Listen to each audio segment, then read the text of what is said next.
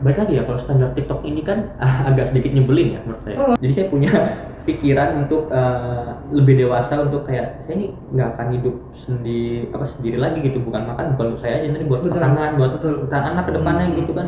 Jadi gue muter otak terus sih. Untuk love life-nya ya Mas ya. Kan pasti kalau setiap pasangan itu kan pasti punya tujuan. Kita either kita mau nikah kah atau kita punya goals sama-sama, entah itu kita mau liburan atau kayak gimana. Nah, aku ngelihat di TikTok itu kan menurutku itu jadi polemik orang-orang yang punya.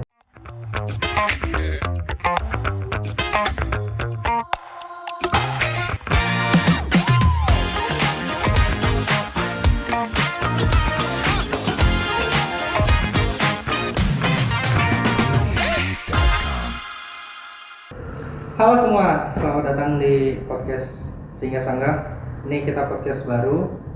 Dan di episode pertama ini kita mau bahas tentang love life, khususnya di Gen Z, dengan narasumber kita, Mas Rande. Dia selaku juga teman saya. Di segmen kali ini kita punya beberapa poin yang mungkin bisa jadi relate dengan kehidupan teman-teman semua. Yang pertama itu ada di love life, juga dengan runutan yang lainnya ada beberapa poinnya. Dan podcast ini mungkin bisa dibilang singkat ya Mas ya, nggak banyak-banyak juga. Nah, kita langsung masuk ke pembahasannya itu love life khususnya di Gen Z, ataupun mungkin memang di usia kamu yang sekarang ini berapa? Sekarang 26. Ya 26 ini. Nah, untuk kehidupan love life kamu tuh kayak gimana sih Mas? Kalau usia yang sekarang ya, saya sejujurnya baru menjalin hubungan lagi setelah 5 tahun bener-bener tidak mencari atau apapun itulah. Jadi baru hampir 2 bulan ini baru menjalin hubungan. Berarti masih singkat nih, masih singkat ya. Berarti dari dulu itu selama 5 tahun ini nggak ada proses mencari apapun? Bukan tidak ada proses mencari sih, lebih tepatnya emang tidak belum tertarik untuk mencari lah gitu. Tapi kan kalau datang dan pergi orang kan pasti ada kan. Maksudnya entah itu kita yang tertarik duluan atau enggak si lawan jenis yang tertarik duluan ke kita, itu pasti ada kan selama 5 tahun ini? Nggak ada. Kalau chatan yang benar-benar intens pun nggak ada. Ya sebagai kenalan doang. Iya. Ada kalau sebagai kayak dari dating app atau apa mungkin pernah sih, cuma nggak intens seperti itu. Nggak intensnya sampai jadi kayak gitu? Nggak. Sampai jalan pun kayak nggak pernah deh. Nah, berarti selama 2 bulan ini pas lagi sparknya muncul banget nih, itu kan pasti ngalamin hal yang asing tuh, yang 5 tahun sebelum kan belum pernah ngalamin, terus tiba-tiba ngalamin lagi. Betul. Ada nggak sih perasaan-perasaan kayak aduh ini gimana ya untuk ngatasinnya, aduh ini gimana ya, kan ini udah deket nih, gimana caranya biar kita tuh nggak yang kesannya kayak mau banget gitu, kesannya nggak yang kayak ngejar banget, tapi memang di tengah-tengahnya tuh sama-sama mau gitu tuh. Ada nggak sih kebuntuan gitu? Sebenarnya kalau dipertanyakan seperti itu ke saya, karena saya deketnya juga karena sebelumnya udah pernah deket, jadinya mudah untuk adaptasi lagi lah seperti itu. Berarti sebelumnya udah kenal gitu.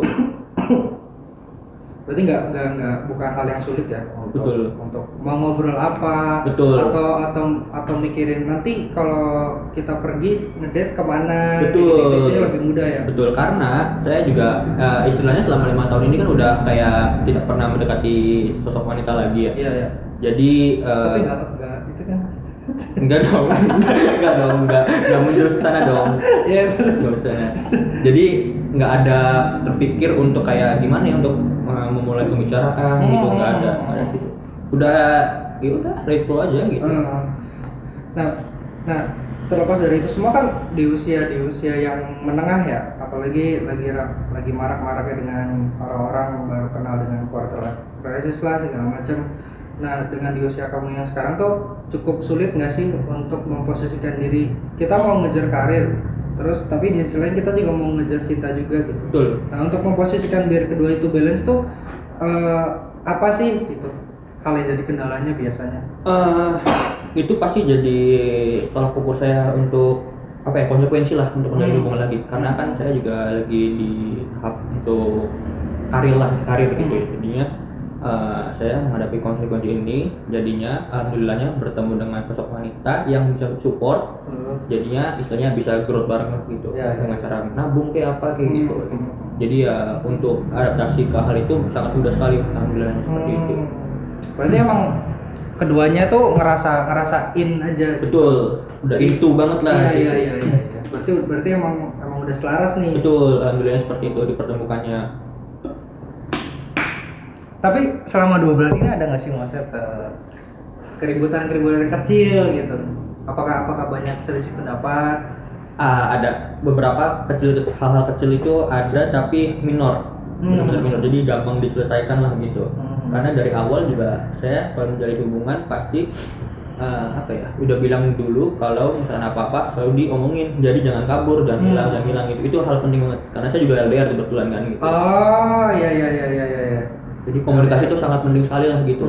Hal-hal minor sih rata-rata kayak gitu. Dan ya anggurnya cuma ya paling sebentar udah aman lagi gitu. Nah berarti kan ini aku baru tahu kamu ada LDR gitu. Pasti banyak orang di luar sana juga yang ngalamin hal LDR kayak gitu kan.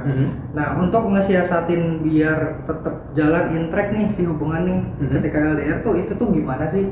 Apakah mungkin ada cara tertentu yang mungkin buat kamu sama pasangan kamu ini bisa tetap connect gitu, atau mungkin ada beberapa cara yang kita harus kontekan tiap hari, kita harus kontekan setiap jam, setiap menit kayak gitu. Apakah hal-hal kayak gitu atau kamu ada cara sendiri?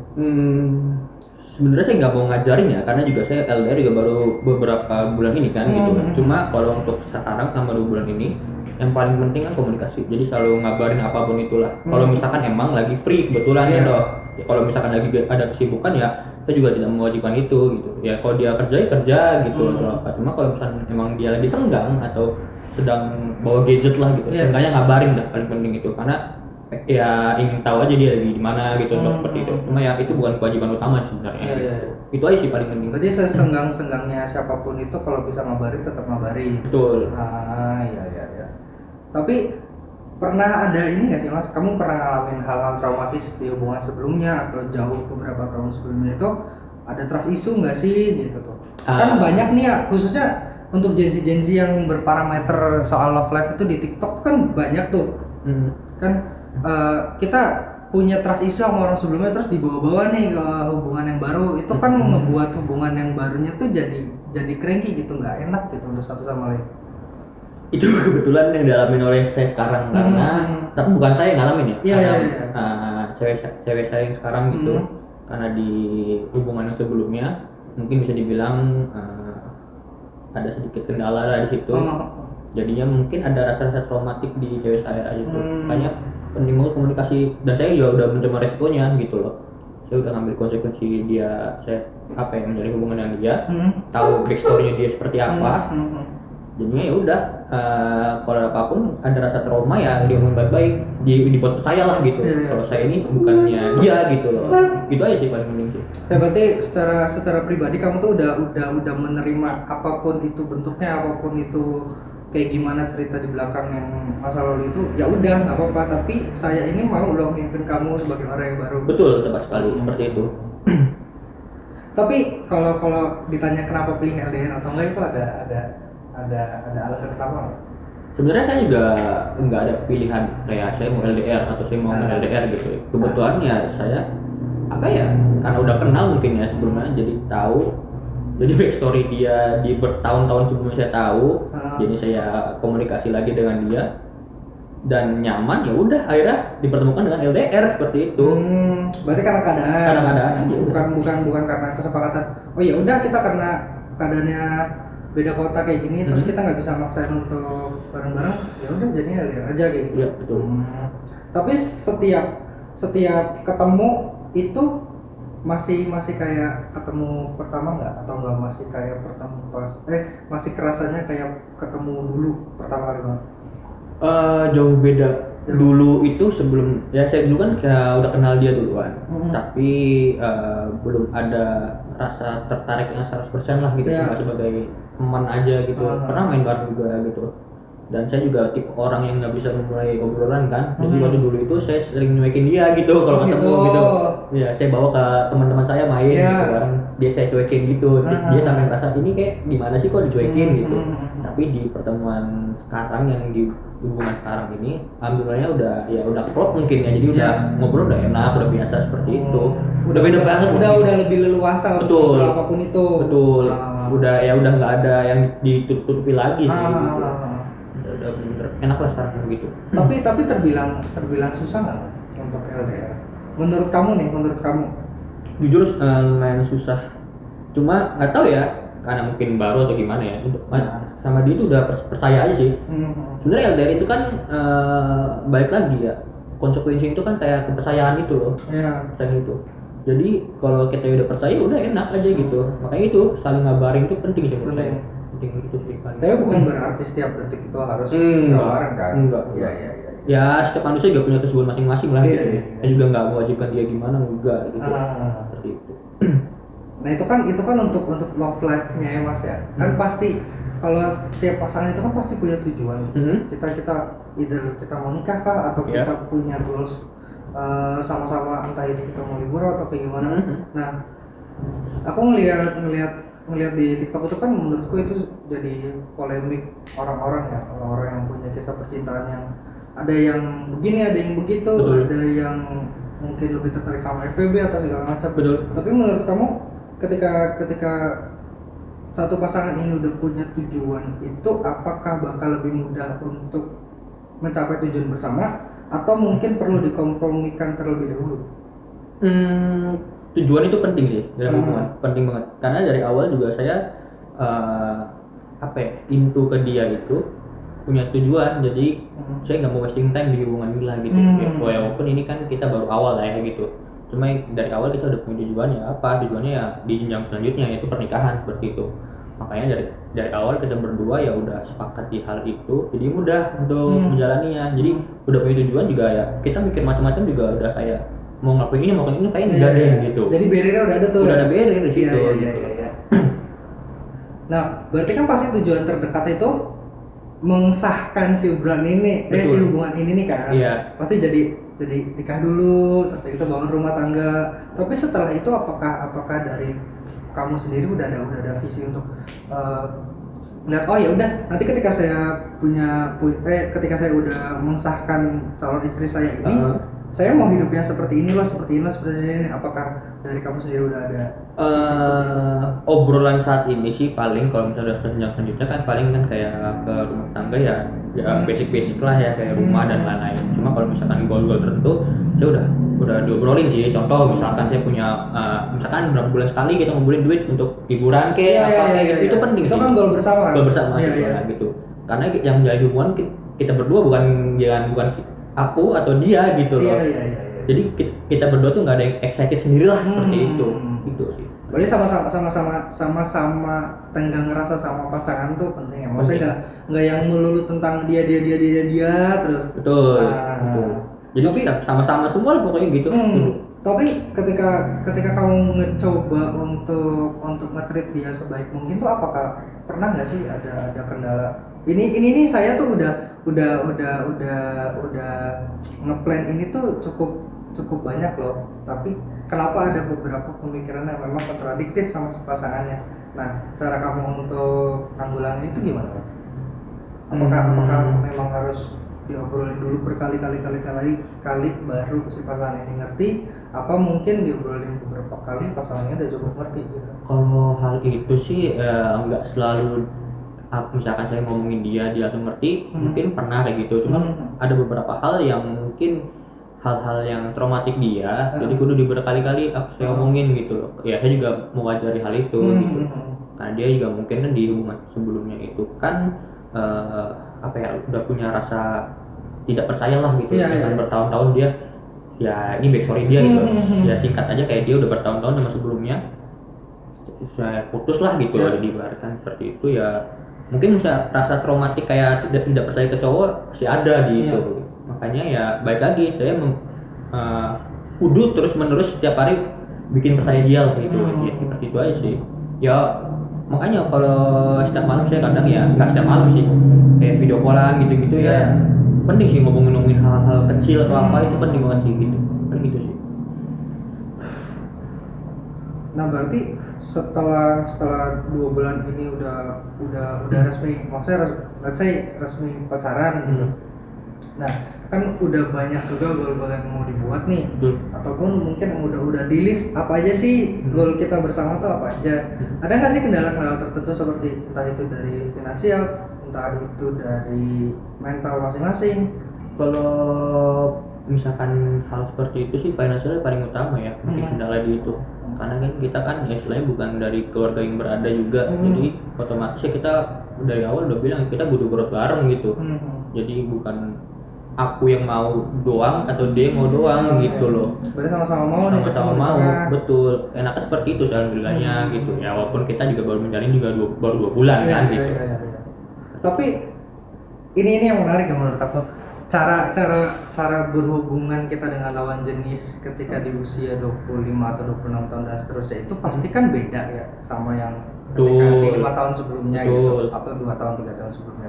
Nah ditambah lagi kan sekarang banyak nih informasi gampang didapatkan, either dari TikTok atau nggak dari platform yang lainnya gitu.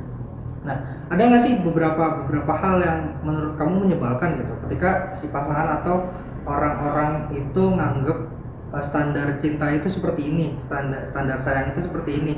Karena menurut aku pribadi standar cinta ataupun standar sayang itu kalau orang udah bisa dibilang sayang atau cinta, ya udah mereka udah di tahapan pemakluman aja gitu tuh. Kalau menurut aku, tapi kalau menurut kamu tuh apa ada hal lain yang memang harus bisa untuk siapapun itu untuk ngaplikasiinnya gitu. Baik lagi ya, kalau standar TikTok ini kan agak sedikit nyebelin ya menurut saya. Karena beberapa yang saya baca nih, contoh salah satu contohnya, kayak misalkan nyari cowok itu kudu yang lebih besar tindanya daripada cewek. Iya, yang kayak gitu-gitu. Itu saya sebel sih, karena itu kesannya seperti apa ya? Ya saya sendiri sih. Iya, itu kan nyebelin tuh mas. Maksudnya kan kalau kayak emang udah cinta, udah sayang ya udah aja. Beda hal lagi kalau misalnya memang kita ada beberapa ketidakcocokan satu sama lain gitu, ataupun mungkin ada beberapa hal yang memang tidak bisa kita tolerir gitu. Betul. Makanya itu kalau ada kata-kata seperti itu agak nyebelin sih, karena kita yang menjalani hubungan kok gitu loh, kita yang punya sifat beda-beda kan gitu. Jadi ya nggak bisa disamaratakan lah semua itu gitu. Itu sih paling penting. Sama kalau misalkan saya jadi belajar juga dari hubungan sebelumnya gitu kan. Ya walaupun saya umur masih muda ya, tapi kan di sebelumnya juga jauh lebih muda lagi gitu. Kayak yang protektif mungkin atau apa itu saya hindari banget sih. Kalau itu benci sih saya. Karena apa ya, protektif itu tuh kita lama-lama jadi obses tuh kayak toxic banget sih. Toxic banget sih itu. Saya udah pernah ngalamin hal itu sih. Karena ya ada beberapa case gitu di hubungan sebelumnya juga saya, wah itu sampai kacau banget tuh toksiknya gitu. Sampai pernah ngeluarin apa ya, kata-kata yang kasar lah secara verbal gitu. Ya gitu sih. Satu sama lain gitu. Sama lain jadi jatuhnya gitu. Udah nggak sehat aja udah gitu. Berarti dari itu semua di usia 25-26 tahun ini kamu sendiri ini nggak sih mas sempat ngalamin yang namanya quarter life crisis nggak sih? Kayak nyari saya ini siapa sih gitu. Saya tuh kalau punya pasangan tuh mau ngebentuk hubungan kita tuh yang kayak gimana sih gitu. Sejujurnya saya di umur sebelum ini masih apa ya, karena ngerasa mungkin kebanyakan dimanja kali ya dari kecil ya, jadi masih sering main-main gitu sebelumnya gitu. Jadi baru terpikirkan itu baru setahun terakhir deh mungkin kalau mau ada hubungan lagi gitu, karena harus menikah lah gitu. Ya baru ngerasain di umur 26 ini gitu. Jadi kalau misalkan masa mau kayak gitu apa ya saya baru ngerasain aja intinya gitu. Baru ngerasain kudu sebagai manusia ini kita harus ada step-step selanjutnya. Itu baru sadar sekarang gitu. Kemarin bahkan main-main aja saya. Tujuannya kayak gitu. Tapi berarti itu kan bisa jadi salah satu ini ya, alasan yang paling kuat kenapa kamu sekarang ya udah gue nggak apa-apa deh untuk kerja mati-matian, yang penting gue bisa untuk hidup lebih layak daripada sebelumnya. Betul. Baik untuk diri sendiri atau baik untuk pasangan. Gitu kan. Nah ketika kita punya pasangan itu kan pasti banyak hal yang memang harus kita cover ya, either untuk makan, either untuk kita pulang tinggal dan segala macamnya gitu.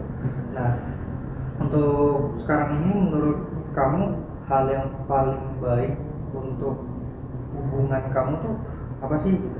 Selain sama-sama tumbuh bareng, apakah mungkin dari hubungan itu kita bisa tumbuhnya itu bisa lebih lagi gitu daripada yang sekarang? Ya benar sih kalau dia ngomong seperti itu. Saya sebagai ya staff lah ya, sebagai karyawan gitu kan, yang istilahnya 9 to 5 gitu, udah punya plan B lagi gitu di akhir. Makanya saya juga punya temen gitu, kayak masnya gitu kan, kayak mengajak punya usaha gitu. Jadi saya berpikir 2 kali akan muter otak lah gitu, gimana caranya nih, masa kudu segini-segini aja gitu. Jadi saya punya pikiran untuk lebih dewasa, untuk kayak saya ini nggak akan hidup sendiri lagi gitu, bukan untuk saya aja, nanti buat pasangan, buat anak ke depannya gitu kan. Jadi kudu muter otak terus sih. Saya apa ya, bisa dibilang saya juga masih menghidupi orang tua kan gitu, ditambah lagi pasangan gitu. Jadi ya balik lagi gue muter otak di situ. Walaupun sekarang juga masih belum terpikir kenapa gitu, cuma setiap hari masih mikir gitu loh. Gitu. Ya itu pasti yang dialami semua orang pasti. Betul. Ya. Yang masih merangkak untuk diri sendiri, berdiri di kaki sendiri. Tapi berarti untuk semua yang udah kita bahas ini dengan pasti ya, maksudnya semua dari kita tuh sedikit banyaknya pasti punya gadget ya. Iya. Terutama setiap hari. Mustahil sih untuk orang-orang sekarang menurutku mereka nggak buka gadget untuk sekedar ngeliat Insta atau sekedar untuk ngeliat platform lainnya, TikTok atau YouTube Short itu. Mungkin mereka nontonnya komedi, mungkin mereka nontonnya tentang percintaan segala macam. Tapi kalau untuk kamu sendiri ngelihat percintaan sekarang itu in general itu kayak gimana sih? In general ya. Apakah mungkin sekarang itu percintaan tuh lebih beragam gitu? Karena kan sekarang banyak sebutan yang lain-lain lah. Sampai di beberapa platform itu nggak ya udah, gender saya tidak harus disebutkan gitu. Iya. Ya disclaimer dulu untuk semuanya. Ya saya juga bukan bermaksud mengajari ya, atau soal pengalaman juga gitu. Cuma ya untuk saya kalau ngeliat dari berita-berita dari sosial media dan lain-lain tuh, wah, case-case percintaan kayak lebih rumit deh gitu. Apalagi dengan TikTok kan.